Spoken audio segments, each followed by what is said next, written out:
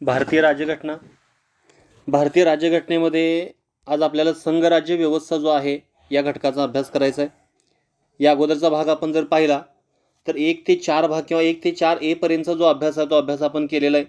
सर्व कलमं आपण पाहिलेले आहेत. त्या कलमाचे अपवाद जे आहे ते अपवाद पाहिलेत. आणि ह्या पुढचा जो काही भाग आहे तो आपल्याला बघायचा आहे. भारतीय संघराज्य किंवा भारतीय संघराज्याचे स्वरूप जे त्याचा आपण अभ्यास आज करणार आहे. आता संघराज्य व्यवस्था भारताची जी काही व्यवस्था आहे ती भारताची व्यवस्थेमध्ये काही वैशिष्ट्य जे संघात्मक आहेत आणि काही वैशिष्ट्य जे आहे ते एकात्मक आहेत. तर याचा थोडासा अभ्यास जो आहे तो आपण वैशिष्ट्यामध्ये केलेला आहे. आता या संघराज्याचे स्वरूप पाहत असताना सुरुवात करूया आपण आता संघराज्याचे स्वरूप. आता राज्यशास्त्राचे जे अभ्यासक आहे त्या राज्यशास्त्राच्या अभ्यासकाने जे शासन आहे त्यामध्ये केंद्र शासन आणि राज्य शासन म्हणजे राष्ट्रीय शासन किंवा त्याला प्रादेशिक शासन असं म्हणू शकतोय. तर यामधील संबंधाच्या आधारावर एकूण 2 गटामध्ये हे वर्गीकरण जे केलेलं आहे. एक वर्गीकरण आहे एकात्मक आणि एक वर्गीकरण आहे संघात्मक. म्हणजे 2 स्वरूपाचं वर्गीकरण जे ते वर्गीकरण जे राज्यशास्त्राचे अभ्यासक आहे त्या अभ्यासकाने केलेलं आहे. तर त्यातलं पहिलं वर्गीकरण आपण जर पाहिलं तर एकात्मक स्वरूपाचं आणि दुसरं जे काही वर्गीकरण आहे ते आहे संघात्मक स्वरूपाचं. अशा 2 प्रकारचं वर्गीकरण जे आहे ते वर्गीकरण केलेलं आहे. आणि ह्या दोन्ही स्वरूपाची काही वैशिष्ट्य जे आहेत हे आपण या अगोदर देखील पाहिलेले आहेत. आणि त्यामध्ये आपण बघताना हे जे 2 स्वरूप दिलेले आहेत एकात्मक आणि संघात्मक, तर त्यातला पहिला जो काही भाग आहे एकात्मक स्वरूप म्हणजे काय त्या अगोदर आपण पाहू. आता एकात्मक म्हणजे काय असेल? एकात्मक म्हणजे एक हाती सत्ता असेल थोडक्यामध्ये. म्हणजे आपण विचार करताना सर्व सत्ता ही कोणाच्या हातात असणार आहे? तर राष्ट्रीय सरकार जे आहे त्या राष्ट्रीय सरकारच्या हातात एकवटले असणार आहे. आणि प्रादेशिक सरकारे अस्तित्व असल्यास त्यांना राष्ट्रीय शासनाकडून अधिकार प्राप्त होतात. म्हणजे आपण ह्यामध्ये बघत असताना शासनाचं वर्गीकरण जे आहे हे शासनाचं वर्गीकरण 2 स्वरूपात जे काय होणार आहे तर त्यातलं पहिलं स्वरूप आपण जर पाहिलं तर जे राष्ट्रीय शासन असेल किंवा प्रादेशिक शासन असेल आणि त्यातला आपण जर पहिला भाग जर पाहिला तर एकात्मक स्वरूप म्हणजे काय की एक हाती सत्ता जी आहे हे केंद्राकडे असणार आहे. जे राष्ट्रीय शासन आहे त्या राष्ट्रीय शासनाच्या हातात सर्व सत्ता जे ही सत्ता एकवटलेली असणार आहे. आणि जी प्रादेशिक सरकारे जी आहेत ती प्रादेशिक सरकारे जर अस्तित्वात जर असली तर त्यांना जे राष्ट्रीय सरकार किंवा केंद्र सरकार असं आपण म्हणू तर त्या केंद्र सरकारकडून काही अधिकार किंवा काही हक्क जे आहेत ते हक्क त्यांना प्राप्त होणार आहेत. आता अशा स्वरूपाचे कोणते देश आहेत की ज्या देशामध्ये ही एकात्मक शासन पद्धती आहे? तर आपण विचार करत असताना जे प्रगत देश आहे जे विकसित देश आहेत अशा विकसित देशाचा ह्यामध्ये समावेश होतोय की ज्यामध्ये ब्रिटन, फ्रान्स, जपान, चीन, इटली, बेल्जियम, नॉर्वे, स्वीडन आणि स्पेन हे महत्त्वाचे देश यामध्ये आपण विचार करू शकतोय. बघा सगळ्यात महत्त्वाचा हा भाग आहे. एकात्मक स्वरूप म्हणजे काय की एका हाती सत्ता जी आहे ती सत्ता त्यामध्ये एकवटलेली असणार आहे. आणि त्यामध्ये जर जे राज्यशासन जे आहे किंवा ज्याला आपण प्रादेशिक सरकार असं म्हणूया तर प्रादेशिक सरकारचं अस्तित्व जर असेल तर जे केंद्र सरकार असेल किंवा राष्ट्रीय शासन जे असेल त्या राष्ट्रीय शासनाकडून त्यांना काही अधिकार प्राप्त होतात. आता असे कोणते देश आहेत तर त्यामध्ये ब्रिटन, फ्रान्स, जपान, चीन, Italy, Belgium, Norway, Sweden, Spain इत्यादी देशामध्ये ही एकात्मक स्वरूपाची व्यवस्था जी आहे ती व्यवस्था आढळते. आता एकात्मक स्वरूपानंतर दुसरा जो काय भाग आहे तो आहे संघराज्यात्मक स्वरूप. हा देखील महत्त्वाचा आहे. आता संघराज्यात्मक स्वरूपाचं एक मॉडेल म्हणून आपण कोणाकडे पाहत असतोय तर अमेरिकेची जी काही घटना आहे त्या अमेरिकेची. आता ह्यामध्ये आपण बघत असताना फेडरल गव्हर्नमेंट जे आहे वरचं आपण बघत असताना युनिटरी गव्हर्नमेंट होतं, एकात्मक शासन पद्धती होती. आता संघराज्यात्मक शासन पद्धतीमध्ये राज्यघटनेद्वारेच अधिकाराची विभागणी राष्ट्रीय सरकार आणि प्रादेशिक सरकार यामध्ये विभागून देण्यात आलेली असतात. म्हणजे अगोदर आपण जर बघितलं एकात्मक म्हणजे काय असेल तर ज्यामध्ये सर्व सत्ता जी आहे ही राष्ट्रीय शासन जे आहे त्या राष्ट्रीय शासनाच्या हाती एकवटलेली असते. जर प्रादेशिक सरकारे असं जर असली तर राष्ट्रीय शासनाने काही अधिकार त्यांना प्रदान केले असतात. पण ह्यामध्ये आपण बघताना संघराज्यात्मक स्वरूप जे आहे या संघराज्यात्मक स्वरूपामध्ये राज्यघटनेद्वारेच अधिकाराची विभागणी केली असते. आणि त्यामध्ये 2 विभाग केले असतात. एक आहे राष्ट्रीय शासन ज्याला केंद्र शासन असं म्हणू शकतोय आणि दुसरा आहे प्रादेशिक सरकारे यामध्ये विभागून देण्यात आले असते. आणि ही दोन्ही प्रकारची सरकारे आपापल्या क्षेत्रामध्ये स्वतंत्रपणे काम करत असतात. म्हणजे पहिल्या भागामध्ये जसं जे राष्ट्रीय शासन आहे ते राष्ट्रीय शासनाने काही अधिकार जे ते प्रादेशिक सरकार दिलेले असतात मी त्यांच्या अंडर ते काम करत असतं. पण ह्यामध्ये आपण विचार करताना संघराज्यात्मक स्वरूपामध्ये दोघांचंही दोनही सरकार जे ते आपापल्या क्षेत्रामध्ये स्वतंत्रपणे काम करत असतात. आता हे संघराज्यात्मक स्वरूपामध्ये कोणकोणते देश आहेत तर त्यामध्ये USA असेल, Switzerland, Australia, Canada, Russia, Brazil, Argentina इत्यादी देशामध्ये ही शासन पद्धती अस्तित्वात आलेली आहे. बघा महत्त्वाचे कोणकोणते देश आहेत त्यामध्ये USA, Switzerland, Australia, Canada, Russia, Brazil आणि अर्जेंटिना या देशामध्ये संघराज्यात्मक स्वरूप जे किंवा संघराज्यात्मक शासन पद्धती आहे. आता या पद्धतीमध्ये राष्ट्रीय सरकारला संघराज्य सरकार किंवा केंद्र सरकार किंवा संघ सरकार असे संबोधले जाते, तर प्रादेशिक सरकारांना राज्य सरकार किंवा प्रांतिक सरकार असे संबोधले जाते. व ह्यामध्ये आपण जर बघितलं संघराज्यात्मक स्वरूप ज्या ठिकाणी आहे तर त्या ठिकाणी जे राष्ट्रीय सरकार असेल त्या राष्ट्रीय सरकारला काय म्हटलं जातं तर संघराज्य सरकार असं म्हटलं जातं. संघराज्य सरकार असेल किंवा ज्याला केंद्र सरकार असं असेल किंवा संघ सरकार असेल असं संबोधलं जातं. तर जी प्रादेशिक सरकारे आहेत त्या प्रादेशिक सरकारना राज्य सरकार असं संबोधलं जातं. राज्य सरकार किंवा प्रांतिक सरकार असं देखील त्याला म्हटलं जातं. राज्य सरकार किंवा प्रांतिक सरकार असं याला संबोधलं जातं. म्हणजे ह्या दोन्हीमध्ये आपण जर पाहिलं तर एकात्मक शासन पद्धतीमध्ये आपण काय पाहिलेलं आहे, एकात्मक शासन पद्धतीमध्ये जी काही सर्व सत्ता आहे ही राष्ट्रीय सरकारच्या हातात असते आणि प्रादेशिक सरकार जर अस्तित्वात असली तर त्यांच्याकडून काही अधिकार त्यांना प्राप्त होतात. आणि त्यामध्ये आपण विचार करताना ब्रिटन असेल, फ्रान्स, जपान, इटली, त्यानंतर बेल्जियम, नॉर्वे, स्वीडन, स्पेन हे देश आहेत. तर संघराज्यात्मक जी स्वरूप आहे त्या संघराज्यात्मक शासन पद्धतीमध्ये राज्यघटनेद्वारेच ही अधिकारांची विभागणी जी आहे हे राष्ट्रीय सरकार आणि प्रादेशिक सरकार यामध्ये केली असते. आणि ही दोन्ही जे काही सरकार आहेत ही आपापल्या क्षेत्रामध्ये स्वतंत्रपणे काम करत असतात. आणि त्यामध्ये आपण विचार करताना USA असेल, Switzerland, Australia, Canada, Russia, Brazil, Argentina या देशांचा समावेश होतोय. आणि त्यातलं जे राष्ट्रीय सरकार आहे त्याला आपण संघराज्य सरकार किंवा केंद्र सरकार किंवा संघ सरकार असं संबोधतो. तर प्रादेशिक सरकारना राज्य सरकार किंवा प्रांतिक सरकार असं संबोधलं जातं. तर हे दोन भाग जे आहेत ते दोन भाग आपण त्यामध्ये पाहिलेले आहेत. तर ह्या दोन्ही भागाची थोडीशी आपण जर तुलना जर केली, थोडी तुलना आपण करूया की संघराज्यात्मकमध्ये किंवा एकात्मक शासन पद्धती आणि संघराज्यात्मक शासन पद्धतीमध्ये काय फरक असेल. आता थोडक्यामध्ये पहिल्यांदा आपण बघूया एकात्मक सरकारमध्ये काय असतं तर एकात्मक सरकारामध्ये एकच सरकार असतं आणि ते कोणतं सरकार, केंद्र सरकार. आणि केंद्र सरकार प्रांतिक सरकार निर्माण करू शकतं. एकात्मकमध्ये काय असतं की सर्व सत्ता फक्त केंद्राच्या हाती किंवा राष्ट्रीय सरकारच्या हाती असणार आहे आणि प्रांतिक सरकार हे ते निर्माण करू शकतं. त्यांना अधिकार कोण देणार आहे तर राष्ट्रीय सरकार हे अधिकार देऊ शकतं. आणि जे संघराज्यात्मक स्वरूप आपण जर पाहिलं तर संघराज्य स्वरूपामध्ये दुहेरी सरकार असतं. म्हणजे केंद्र सरकार पण त्यामध्ये असणार आहे आणि प्रांतिक सरकार पण असणार आहे. दुसरा भाग आपण जर पाहिला तर एकात्मिक जी काही सरकार असेल त्यामध्ये राज्यघटना जी आहे ही लिखित किंवा अलिखित स्वरूपाची असते.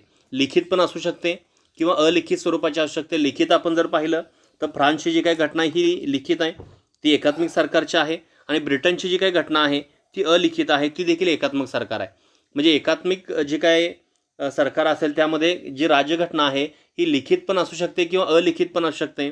पण जी संघराज्यात्मक स्वरूप आहे तर ह्या संघराज्यात्मकमध्ये ही जी काय जी घटना असेल ही घटना लिखितच घटना असते.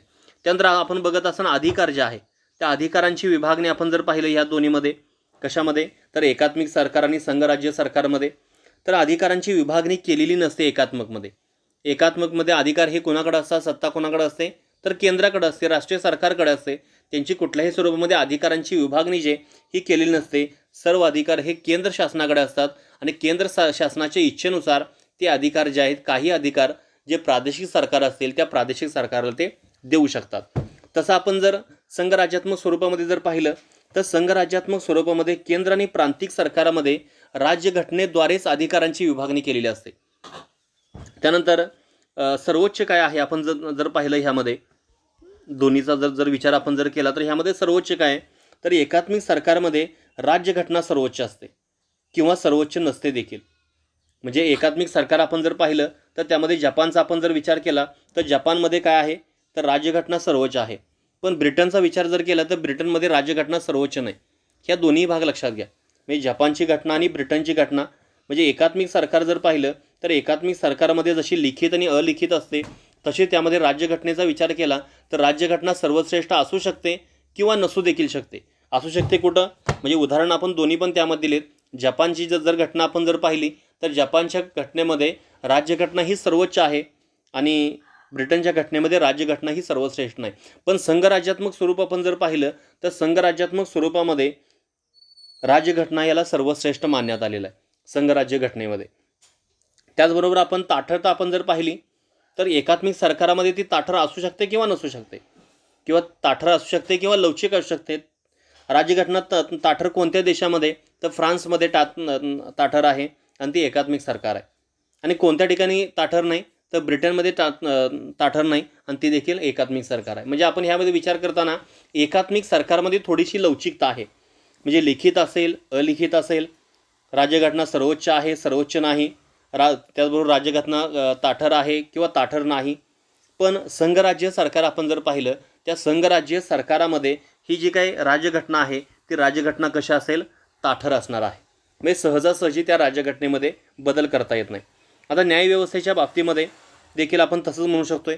तर एकात्मिक सरकारामध्ये न्यायव्यवस्था कशी आहे, तर स्वतंत्र असू शकते किंवा नसू शकते.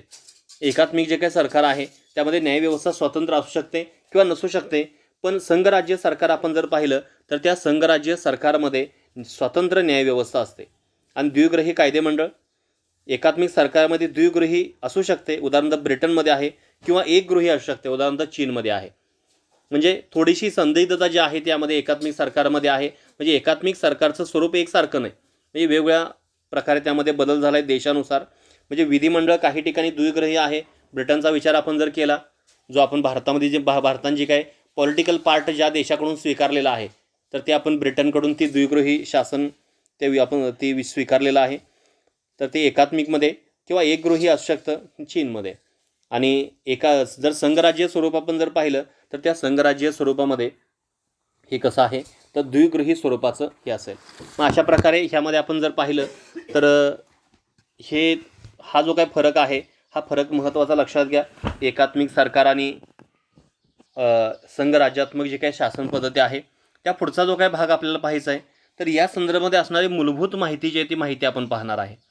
आता मूलभूत माहिती म्हणजे काय, संघराज्य म्हणजे इंग्रजीमध्ये आपण ज्याला काय म्हणतोय, फेडरेशन. संघराज्य म्हणजे काय असेल, फेडरेशन. हा शब्द फेडस या लॅटिन शब्दापासून किंवा या शब्दावरून आला आहे आणि त्याचा अर्थ करार असा होतो. यावरून संघराज्य म्हणजे अशी नवीन राजकीय व्यवस्था जी विविध एककामध्ये करार होऊन निर्माण झालेली आहे. संघराज्याच्या एककांना विविध नावांनी संबोधले जाते. म्हणजे संघराज्य म्हणजे काय झालं, तर संघराज्य म्हणजे फेडरेशन आहे. आणि फेडरेशन जो आहे, हा जो काही शब्द आहे हा लॅटिन शब्द आहे. म्हणजे फेडरेशन हा इंग्रजी शब्द आहे, पण ज्या शब्दावरून आला ते फेडस जे आहे, FOEDUS, फेडस या लॅटिन शब्दावरून आलेला आहे. आणि त्याचा अर्थ काय होतोय, तर त्याचा अर्थ होतोय करार. आणि यावरून संघराज्य म्हणजे अशी नवीन राजकीय व्यवस्था जी विविध एककामध्ये करार निर्माण झालेले आहे. आता संघराज्याचे विविध देशांचा आपण जर विचार केला तर विविध देशामध्ये वेगवेगळ्या स्वरूपाचे एककं आहेत. आता USA आपण जर विचार केला तर USA काय एकक कोणतं आहे, तर USA राज्य असं म्हटलं जातं, स्टेट असं म्हटलं जातं. USA जे आहेत, युनायटेड स्टेट ऑफ अमेरिका. म्हणजे स्टेट म्हणजे काय असेल, तर राज्य USA. स्वित्झर्लंडचा विचार केला तर स्वित्झर्लंडमध्ये एकक काय आहे, तर कॅन्टॉन्स आहे. रशियामध्ये काय आहे, गणराज्य आहे. आणि कॅनडामध्ये काय आहेत, प्रांत आहेत. तर हा देखील भाग लक्षात घ्या. तर ह्यामध्ये आपण फेडरेशन म्हणजे काय असेल, किंवा फेडरेशन हा जो काही इंग्रजी शब्द आहे हा कशावरून आलेला आहे, तर फेडस या शब्दावरून आलेला आहे, लॅटिन शब्दावरून. आणि त्याचा अर्थ काय होतोय, तर त्याचा अर्थ होतोय करार. आणि यावरून आपल्याला असं लक्षात येतं की संघराज्य म्हणजे अशी नवीन राजकीय व्यवस्था जी विविध एककामध्ये करार होऊन निर्माण झाले, विविध स्वरूपाची एकके. आता अमेरिकेचा विचार केला तर अमेरिकेतलं एकक कुठलंही राज्य, विविध स्वरूपाची राज्य एकत्रित आलेले आहेत, त्यांच्यामध्ये करार झालेला आहे आणि त्यातून संघराज्याची निर्मिती जी आहे ती अमेरिकेमध्ये झाली आहे. स्वित्झर्लंडमध्ये कॅन्टॉन्स असं म्हणलेलं आहे, कॅन्टॉन्समध्ये करार झालेला आहे. रशियामध्ये गणराज्यामध्ये करार झालेला आहे आणि कॅनडामध्ये प्रांतामध्ये करार झालेला आहे. आणि त्यानुसार ही जी काही व्यवस्था आहे ही एकत्र आली आहेत, ही एककं आहेत.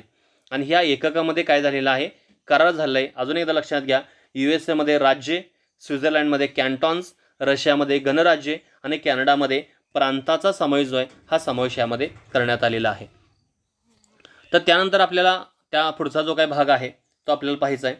तर ह्या संघराज्याची जी काही निर्मिती आहे, ही संघराज्याची निर्मिती दोन प्रकारे होऊ शकते. एक म्हणजे काय, तर पहिला जो काय भाग आहे ती आहे एकात्मीकरणाद्वारे आणि दुसरा आहे विघटनाद्वारे. आता संघराज्य व्यवस्था आपण जरी पाहिली, म्हणजे दोन जे काही भाग आहेत, एकात्मक शासन पद्धती, संघराज्यात्मक शासन पद्धती. आपल्या जी काही शासन पद्धती त्यामध्ये एकात्मक आणि काही वैशिष्ट्ये एकात्मक आहेत, काही वैशिष्ट्ये ही संघराज्यात्मक आहेत. पण ह्यामध्ये आपण संघराज्यात्मक जे काही भाग आहेत किंवा ज्या देशांची निर्मिती ही संघराज्यात्मक स्वरूपामध्ये झालेली आहे, तर त्याचे देखील 2 प्रकार ह्यामध्ये सांगितलेत. आणि त्यातला पहिला जो काही प्रकार आहे तो सांगत असताना काय सांगितलं की एकात्मीकरणाद्वारे, आणि दुसरा आहे विघटनाद्वारे. हे 2 भाग त्यामध्ये सांगितले. आता त्यातला पहिला भाग आपण पाहूया. तर एकात्मीकरणाद्वारे. एकात्मीकरण, आता हा जो काही पहिला प्रकार आहे, या प्रकारामध्ये अनेक लष्करीदृष्ट्या दुर्बळ किंवा आर्थिकदृष्ट्या मागासलेले स्वतंत्र देश एकत्र येऊन एक मोठा व मजबूत संघराज्य स्थापन करू शकतात. मी ह्यामध्ये काय बघितले, असे काही राज्य आहेत की जी आर्थिकदृष्ट्या मागासले आहेत, लष्करीदृष्ट्या दुर्बळ आहेत, तर असे अनेक देश आहेत ते एकत्र येणार आहेत आणि एकत्र येऊन एक मजबूत संघराज्य स्थापन करू शकतात. मग ही विविध स्वरूपाची जे काही देश आहेत, या देशांचे स्वरूप राज्यामध्ये होणार आहे आणि ही अनेक राज्ये एकत्रित येणार आहेत. स्वतंत्रपणे विचार करताना ती देशामध्ये जशी प्रणाली, देशाचं कामकाज या पद्धतीने चालतंय, तसंच कामकाज त्या राज्यांचं चालणार आहे. पण ते आर्थिकदृष्ट्या किंवा लष्करीदृष्ट्या दुर्बळ असणार आहेत आणि त्यातून एक मजबूत संघराज्य स्थापन व्हावं या आकांक्षेतून ती एकत्रित येऊन एक संघराज्य स्थापन करू शकतात. आणि उदाहरण आपण जर पाहिलं तर US हे जगातील पहिलं व सर्वात जुनं संघराज्य आहे. United state of America, USA हे जगातील सर्वात जुने आणि संघराज्य आहे आणि त्याची स्थापना अमेरिकन स्वातंत्र्य युद्धानंतर 1975 ते 83 हे अमेरिकन स्वातंत्र्य युद्ध झालेलं होतं आणि 1987 मध्ये झाली. त्यावेळेस आपण जर विचार केला तर त्यावेळी अमेरिकन जे काही संघराज्य होतं, त्या अमेरिकन संघराज्यामध्ये किती राज्य होती, तर 13 राज्य होती. आज ती 50 राज्य आहेत आणि एकूण सदस्य संख्या जी आहे ती 100 आहे. ती पुढे आपल्या लक्षात येणार आहे. म्हणजे प्रत्येक राज्याला 2 सदस्य दिलेले आहेत.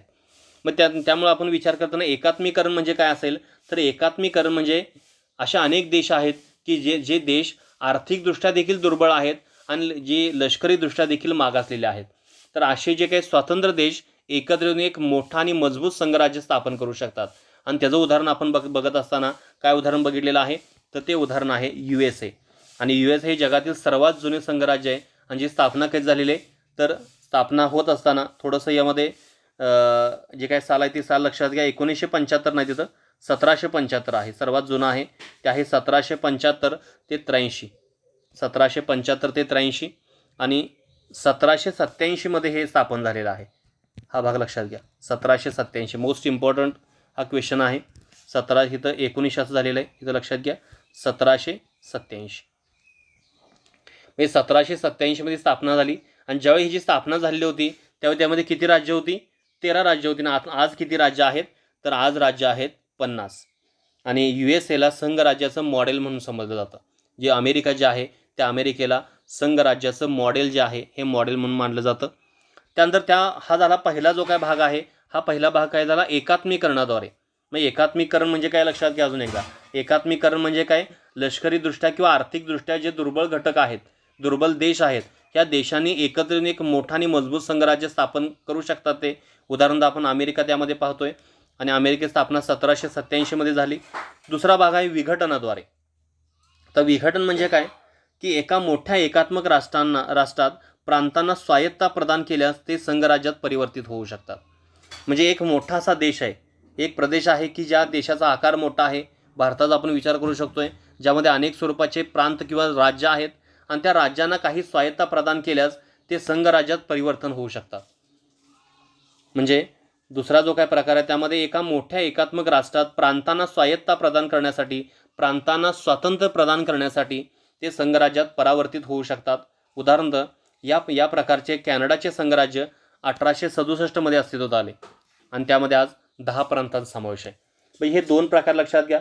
पहिला जो काय प्रकार आहे तो प्रकार आपण बघत असताना एकात्मीकरणाद्वारे आहे आणि दुसरा जे आहे ते विघटनाद्वारे आहे.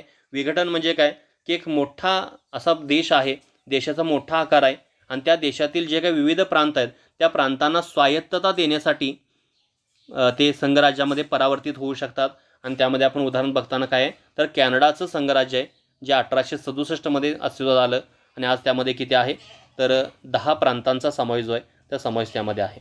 तर हे 2 घटक जे आहेत ते आपण आत्ता पाहिलेले आहेत. त्या पुढचा जो काय भाग आहे तो आपल्याला पाहायचा आहे, भारताची शासन व्यवस्था. आता भारताची शासन व्यवस्था कशी आहे ते आता आपण अभ्यासणार आहे. ह्या अगोदर आपण अभ्यासताना काय अभ्यासलं, तर भारतीय संघराज्याच्या स्वरूपामध्ये जे 2 भाग आपण अभ्यासले, एकात्मक शासन पद्धती, संघराज्यात्मक शासन पद्धती. संघराज्यात्मक शासन पद्धतीमध्ये 2 भाग आपण अभ्यासले. त्यामध्ये एकात्मीकरणाद्वारे असेल आणि विघटनाद्वारे आहे. आता आपल्याला अभ्यासायचं आहे भारताची शासन पद्धती. आता भारतात शासन पद्धतीमध्ये भारतीय शासन राज्यघटनेमध्ये देशासाठी संघराज्यात्मक शासन पद्धतीची तरतूद करण्यात आली आहे. घटक राज्यांनी संघराज्य पद्धतीचे अनुसरण 2 कारणामुळे केलेले. म्हणजे भारताची जी काही राज्यघटना आहे त्या भारताच्या राज्यघटनेमध्ये देशासाठी जी शासन पद्धतीची तरतूद केलेली आहे ही कोणत्या शासन पद्धती आहे, तर संघराज्यात्मक शासन पद्धतीची तरतूद जे ते तरतूद केले आहे. अर्थात आपण बघत असताना काही एकात्मक वैशिष्ट्य देखील त्यामध्ये आढळतात, पण जी तरतूद केली ही संघराज्यात्मक आहे. आणि ही तरतूद करताना 2 महत्त्वाच्या गोष्टी किंवा 2 महत्त्वाचे कारणं पुढे ठेवून केलेले आहे. आणि त्यातला पहिला जो आहे ते काय असेल, देशाचा मोठा आकार. भारत देशात असणारा जो काही मोठा आकार आहे त्या मोठ्या आकाराचा विचार केला. आणि आता आपण बघत असताना संघराज्यात्मकमध्ये जो दुसरा भाग आहे कॅनडाचं जे संघराज्य आहे, तर त्यामध्ये पण असं सांगितलं आहे की मोठ्या एकात्मक राष्ट्रात जे विविध स्वरूपाचे प्रांत आहेत तर त्या प्रांतांना स्वायत्ता प्रदान करण्यासाठी ते संघराज्यामध्ये परिवर्तित होऊ शकतात. मग त्यामध्ये महत्त्वाचा पहिला जो काही भाग आहे तो आहे देशाचा मोठा आकार आणि दुसरा आहे देशातील सामाजिक आणि सांस्कृतिक विविधता. भारत देशाचा मोठा आकार जरी असेल तरी भारत देशामध्ये सांस्कृतिक आणि सामाजिक विविधता आढळते. भारत देशामध्ये अनेक स्वरूपाच्या जाती आहेत, अनेक स्वरूपाचे धर्म आहेत, प्रत्येक जाती धर्माच्या वेगवेगळ्या स्वरूपाच्या संस्कृती आहेत. तर या सर्वांमध्ये विविधता आढळते. ही 2 कारणं होती की त्या 2 कारणामुळे भारतानं जी व्यवस्था स्वीकारली ही कोणती स्वीकारली, तर ही संघराज्यात्मक व्यवस्था जी ही स्वीकारली. आता ह्या संघराज्यात्मक व्यवस्थेमध्ये आपण जर विचार केलं तर ह्या संघराज्यात्मक पद्धतीमध्ये कार्यकारी शासन आणि प्रादेशिक स्वायत्तेवर आधारलेली राष्ट्रीय एकता ह्या दोन्ही गोष्टी साध्य होतील असे त्यांचे मत होते. मग हे स्वीकारण्यापाठीमागं जे घटनाकर्ते होते त्या घटनाकर्त्यांचं काय मत होतं, तर हे आपण संघराज्य पद्धती जर स्वीकारली तर एक कार्यक्षम शासन आपण देऊ शकतोय आणि प्रादेशिक स्वायत्तेवर आधारलेली राष्ट्रीय एकता या गोष्टी आपण साध्य करू शकतोय. मी कार्यक्षम शासन देखील देऊ शकतोय आणि प्रादेशिक सरकारला आपण स्वतंत्र अस्तित्व देखील देऊ शकतोय आणि त्यातून अनेक गोष्टी ज्या आहेत राष्ट्रीय एकता देखील आपल्याला साध्य होऊ शकते असं यामध्ये सांगितलं. म्हणजे 2 गोष्टी आपण स्वीकारण्यापाठीमागं देशाचा मोठा आकार असेल आणि देशातील सामाजिक आणि सांस्कृतिक विविधता जी आहे ती यामध्ये सांगितली. पण अगदी आपण भारताची राज्यघटना बघत असताना भारताच्या राज्यघटनेमध्ये संघराज्य या शब्दाचा उल्लेख कुठंच केलेला नाही. कुठंही उल्लेख जो आहे तो उल्लेख केलेला नाही. पण कलम 1चा आपण जर विचार केला तर कलम 1 मध्ये भारताचे वर्णन संघराज्य असं केलंय का, नाही केलं. काय केलेलं आहे, राज्यांचा संघ असं केलेलं आहे. हे भारताचं वर्णन जे ते भारताचं वर्णन कसं केलेलं आहे, तर ते वर्णन करत असताना राज्यांचा संघ असं म्हटलेलं आहे. आता हे राज्यांचा संघ असं का म्हटलेलं आहे, आता अमेरिकेतील संघराज्याप्रमाणे भारतीय संघराज्य हे राज्यातील कारणानुसार स्थापन झाले नाही आणि राज्यांना संघराज्यातून बाहेर पडण्याचा अधिकार नाही. ही 2 कारणं देखील त्यासाठी सांगितलेत. म्हणजे ह्यामध्ये आपण डॉक्टर बाबासाहेब आंबेडकर जे आहेत मसुदा समितीचे अध्यक्ष, आता त्यांनी सांगत असताना काय सांगितलं होतं की डॉक्टर बाबासाहेब आंबेडकर यांच्या मते राज्यांचे संघराज्य या शब्दाऐवजी राज्याचा संघ असा शब्दप्रयोग करण्याच्या आता ज्या काय 2 बाबी सांगितल्या त्या त्यांनी सांगितलेल्या होत्या. मग त्यामध्ये पहिलं काय सांगितलं की भारतीय राज्य हे अमेरिकन संघराज्याप्रमाणे घटक राज्याच्या कारणाने स्थापन झालेलं नाही. आता अमेरिकेचं संघराज्य कसं स्थापन झालं, तर लष्करीदृष्ट्या किंवा आर्थिकदृष्ट्या मागासलेले जे स्वतंत्र देश आहेत ते एकत्र आले आणि त्यांनी संघात्मक एक शासन पद्धती जी आहे ती सुरू केली आणि संघराज्य स्थापन केलं. पण भारतामध्ये असं झालेलं नाही. भारतामध्ये घटक राज्याच्या कराराने हे स्थापन झालेलं नाही. आणि दुसरा भाग आपण जर पाहिला तर घटक राज्यांना संघराज्यातून फुटून बाहेर पडण्याचा अधिकार नाही. संघराज्य हे राज्यांचा संघ आहे कारण ते भंग करता येत नाही. संघराज्य जे आहे हे काय सांगितलेलं आहे, तर संघराज्य हे राज्यांचं संघ आहे असं सांगितलं आणि ते भंग करता येण्याजोगं नाही. अशी 2 कारणं जे ती 2 कारणं सांगितली. आता ह्या 2 भाग आपण जर पाहिलं तर ह्या 2 भागावरून आपल्याला एक लक्षात येणार आहे की भारताची जी काही शासन व्यवस्था आहे, संघराज्य जी काही व्यवस्था आहे, ही व्यवस्था आपण स्वीकारत असताना कुणाची आपण स्वीकारली, अमेरिकेचं मॉडेल स्वीकारलं का कॅनडाचं मॉडेल आपण स्वीकारलं, तर आपण जे काही स्वीकारलेलं आहे हे स्वीकारलं कोणतं, तर कॅनडाचं मॉडेलवर भारतीय जे काही संघराज्य व्यवस्था अवलंबून आहे. म्हणजे अमेरिकेचा मॉडेलचावर आधारित नसून भारतीय संघराज्य व्यवस्था ही अमेरिकन मॉडेलवर आधारित नसून कॅनडाच्या मॉडेलवर आधारित आहे. भारतीय संघराज्य हे कॅनडाच्या मॉडेलवर आधारित, कारण भारतीय संघराज्य कॅनडाच्या संघराज्याशी अनेक बाबतीमध्ये मिळतं जुळतं आहे. अनेक बाबतीमध्ये मिळतं जुळतं म्हणजे काय असेल, तर त्यातला पहिला भाग आपण जर पाहिला तर त्यांची निर्मिती कशी झालेली, तर ती निर्मिती झालेली विघटनाद्वारे. जी काही विघटन आहे ते विघटनाद्वारे निर्मिती झालेली. आता विघटन म्हणजे काय झालं तर एक मोठा प्रांत आहे. आता ह्याचा आपण जर थोडीशी तुलना आपण जर केली, म्हणजे आपण स्वीकारत असताना अमेरिकेचं मॉडेल स्वीकारलं नाही आणि कॅनडाचं मॉडेल स्वीकारलं, कारण कॅनडाची जी काही संघराज्याची व्यवस्था आहे ती व्यवस्थाने आपल्या व्यवस्थेमध्ये बराच साम्य आहे. म्हणजे एक म्हणजे काय की निर्मिती कशी झाली, विघटनाद्वारे झालेली आहे. म्हणजे एक मोठं एकात्मक राष्ट्रात प्रांतांना स्वायत्ता प्रदान करण्यासाठी त्याची निर्मिती झालेली आहे. दुसरा आहे कॅनडाच्या राज्यांचा संघ या शब्दाचा प्रयोग केलेला आहे. म्हणजे कॅनडाचा जी राज्यघटना आहे त्या राज्यघटनेमध्ये संघराज्य असा शब्दप्रयोग न करता तर त्या ठिकाणी देखील राज्यांचा संघ असा शब्दप्रयोग केलेला आहे. आणि तिसरा आहे केंद्रीकरणाची प्रवृत्ती, म्हणजे घटक राज्याच्या तुलनेत केंद्राच्या हातात अधिक सत्ता दिलेली आहे. म्हणजे घटक राज्याच्या आणि केंद्राची आपण जर तुलना जर केली तर सत्ता कोणाच्या हाती जास्त आहे, तर घटक राज्याच्या हाती सत्ता जी आहे ही सत्ता जास्त आहे. तर अशा प्रकारे आपण आज बघत असताना एकूण जे काही स्वरूप जे आहे ते स्वरूप बघत असताना जी शासन व्यवस्था जी आहे ती शासन व्यवस्थेचा आपण अभ्यास केला. राहिलेला जो काही भाग आहे आता पुढं आपण बघताना भारतीय संघराज्य वैशिष्ट्य जे आहेत ती वैशिष्ट्य आपण पुढचा जो काही तास आहे त्या पुढच्या तासाला ही वैशिष्ट्य जी आहेत ही वैशिष्ट्य आपण पाहणार आहे. Okay, thank you.